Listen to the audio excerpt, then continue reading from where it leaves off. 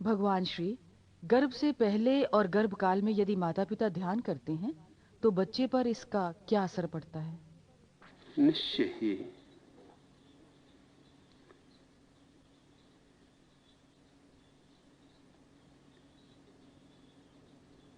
बच्चे का जीवन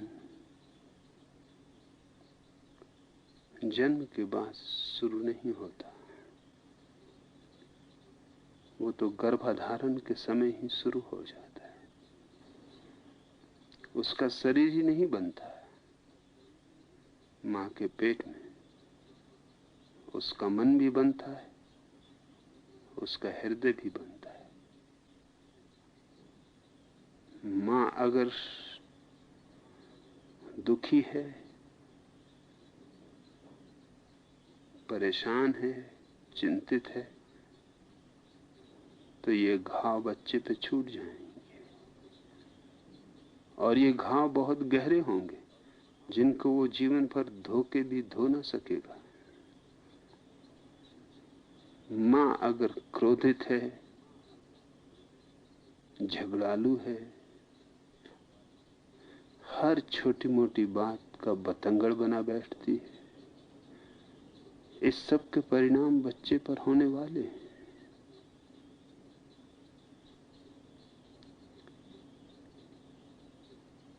पिता का तो बहुत कम असर बच्चे पर होता है, ना के बराबर।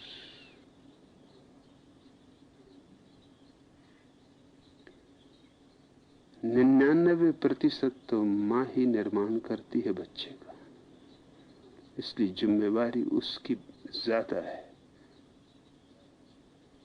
पिता तो एक सामाजिक संस्था है।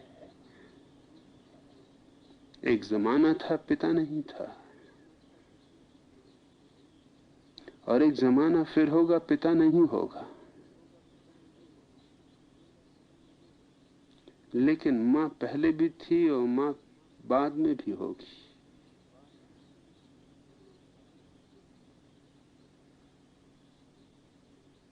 मां प्राकृतिक है, पिता सामाजिक है। पिता एक संस्था है।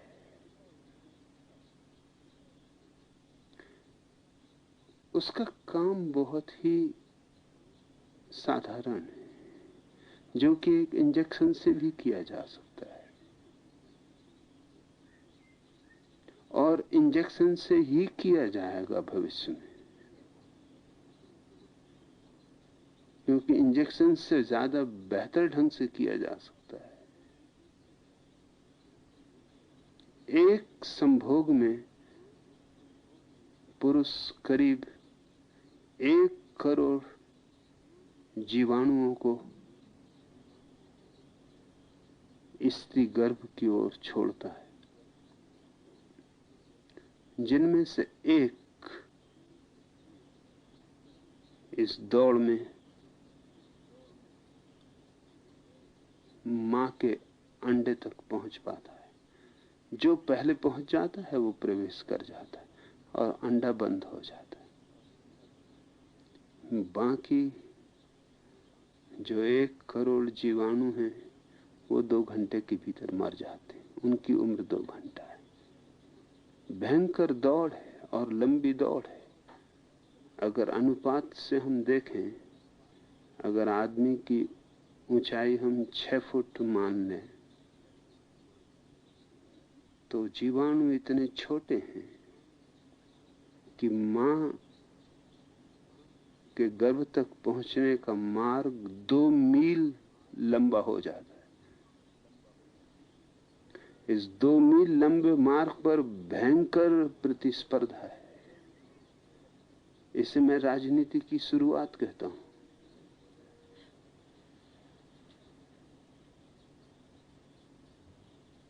इसमें जो पहुंच जाते हैं वो जरूरी रूप से श्रेष्ठ नहीं है। संभव है वो जो 1 करोड़ पीछे छूट गए, उनमें कोई अल्बर्ट आइंस्टीन हो, कोई रविन्द्रनाथ टैगोर हो, कोई गौतम बुद्ध हो, कोई भी नहीं जानता कि कौन छूट गए, और जो पैदा हुआ है वो आकस्मिक है। ये हो सकता है चूंकि वो आगे था इसलिए पहुंच गया। ये हो सकता है कि वो ज्यादा शक्तिशाली था इसलिए पहुंच गया, लेकिन ज्यादा शक्तिशाली होना किसी को रविन्द्रनाथ नहीं बना था। रविन्द्रनाथ खुद अपने माँ बाप के 13वें बेटे थे।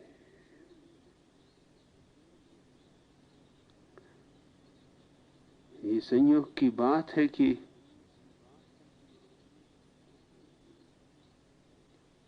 इस लंबी दौड़ में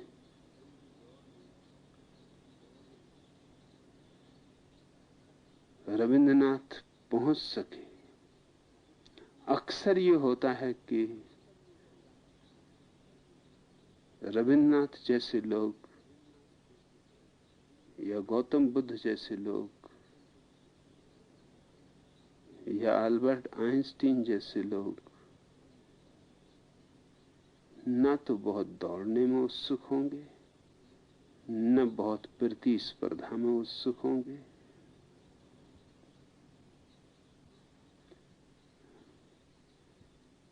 शायद मनुष्य का श्रेष्ठतम हिस्सा हम व्यर्थ ही खो रहे हैं,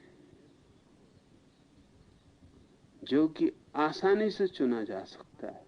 यह काम विज्ञान करने को है।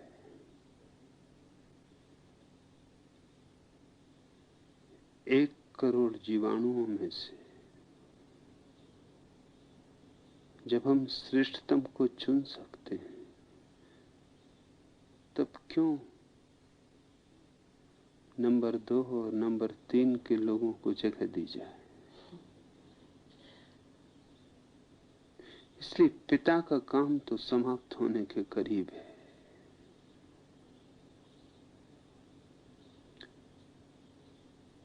लेकिन मां का काम अपरिहार्य है। गर्भाधान के समय, और यही मेरी पूरी शिक्षा रही, जिसको हर भांति से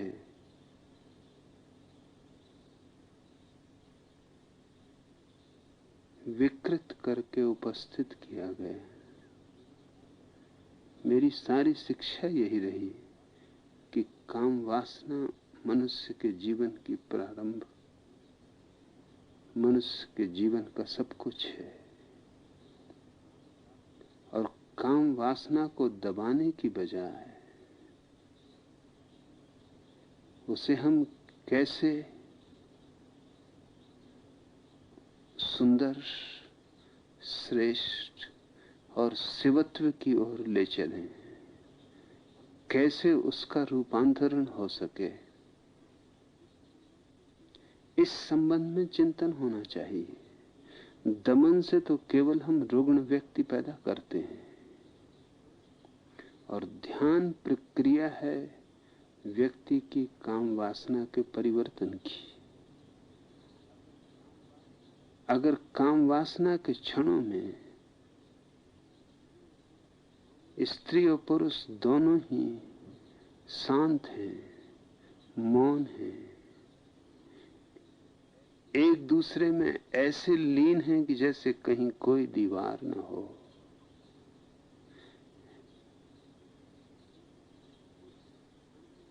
उस क्षण में समय जैसे रुक गया, जैसे दुनिया भूल गई। न कोई विचार है, न कोई धारणा है, बस एक आनंद है, एक ज्योति है जिसमें दोनों डूब गए हैं। ऐसे ज्योतिर्मय क्षण से अगर बच्चे का जन्म हो तो हमने पहले ही कदम पर उसे महापाठ सिखा दिया। हमने उसे सिखा दिया कि कैसे अंधकार से ज्योति की ओर जाया जाता है। हमने उसे पहला ध्यान का अनुभव दे दिया कि कैसे सब कुछ मौन और शांत और आनंद से परिपूरित हो सकता है। और अगर मां पूरे 9 महीने बच्चे को ध्यान में रखकर चले, ऐसा कुछ भी न करे जो ध्यान के विपरीत है, और ऐसा सब कुछ करे जो ध्यान के लिए सहयोगी है, तो निश्चित इन 9 महीनों में किसी भी बुद्ध को जन्म दिया जा सकता है। ये 9 महीने उस बच्चे के निर्माण का क्षण है, और इन 9 महीनों में सिर्फ उसे प्रेम का अनुभव हो, शांति का अनुभव हो, ज्योति का अनुभव हो, इन 9 महीनों में अगर उसे सिर्फ एक ही बात का अनुभव हो, अपनी आत्मशक्ति का, तो वो बच्चा पैदा होते ही साधारण बच्चा नहीं होगा, वो असाधारण होगा। और हमने उसके जीवन की बुनियाद रख दी, और अब जो मंदिर खड़ा होगा उस बुनियाद पर, वो बुनियाद से भिन्न नहीं हो सकता।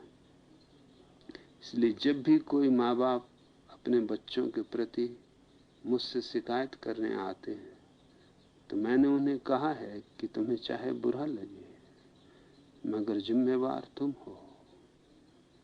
तुमने गलत बुनियाद रखी होगी। आज तुम्हारा बच्चा डकैत है, आज तुम्हारे बच्चे ने खून किया है, तो तुम कहो कि 9 महीने में जब बच्चा गर्भ में था, तुमने क्या किया था उसको ऐसी बुनियाद देने का जिसमें खून असंभव हो, जिसमें डकैती असंभव हो। शायद तुमने सोचा भी नहीं था।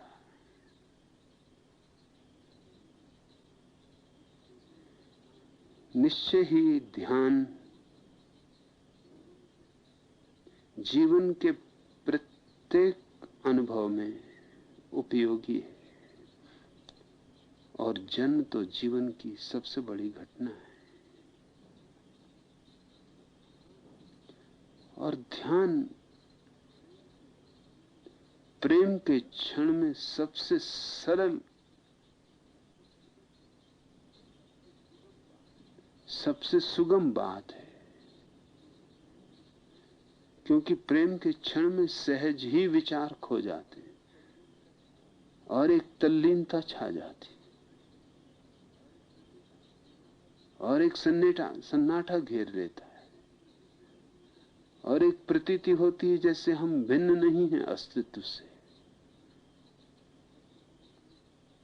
जैसे हम एक हैं।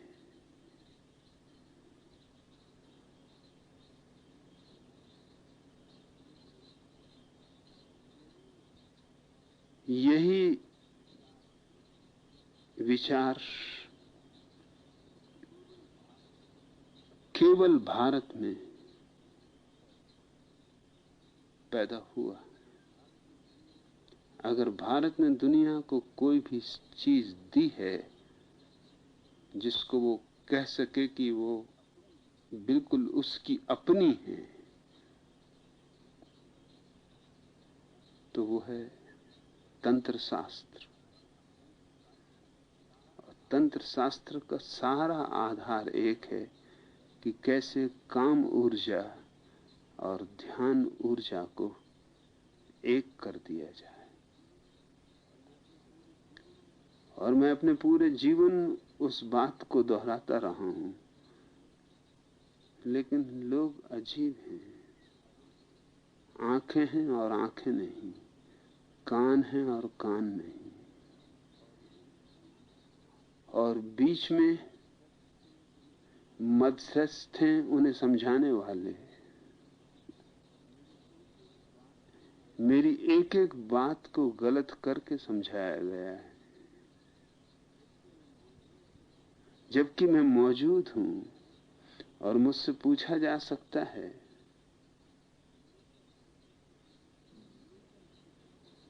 लेकिन किसी को फिक्र नहीं पड़ी सत्य के जानने की। लोगों को फिक्र सिर्फ एक बात की है कि उनकी धारणाओं पर कोई चोट ना आए। फिर चाहे उनकी धारणाएं उन्हें गरीबी में ले जाएं, उनकी धारणाएं उन्हें अपराध में ले जाएं, उनकी धारणाएं उन्हें मनुष्य से गिरा दें और पशुता में ले जाएं, वह सब ठीक, लेकिन कोई उनकी धारणाओं को न छुए। उनकी धारणाएं बड़ी छुई मुई है। और मेरा एक ही अपराध रहा पूरे जीवन में कि उनकी हर धारणा को जो उन्हें गिराती है किसी भी तरह उनसे छुटकारा दिला दूं।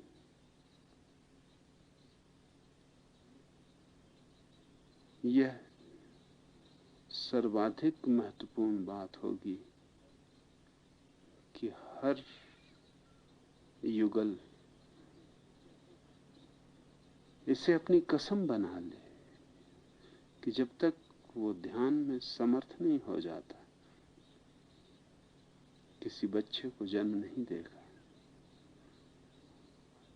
क्योंकि क्या फायदा है चंगेज खान और नादिर शाह और अडोल्फ हिटलर और मुसोलिनी इनको पैदा करने से? अगर पैदा ही करना है तो कुछ पैदा करने योग्य, कोई बुद्ध, कोई महावीर,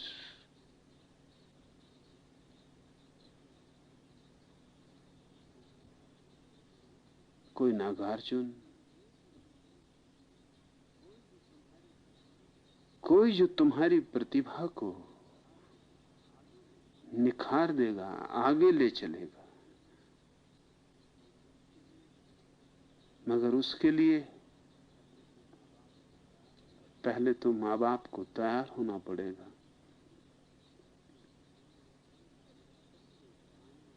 और जब तक कोई ध्यान में स्वयं परिपक्व न हो जाए उसे अधिकार नहीं मिलता बच्चे पैदा करने का। और मेरा अपना अनुभव यह है हजारों लोगों के साथ काम करने का कि अगर पुरुष और स्त्री दोनों ध्यान में रसमग्न होना सीख गए तो संभोग के क्षण में उन करोड़ों जीवाणुओं में से केवल वही जीवाणु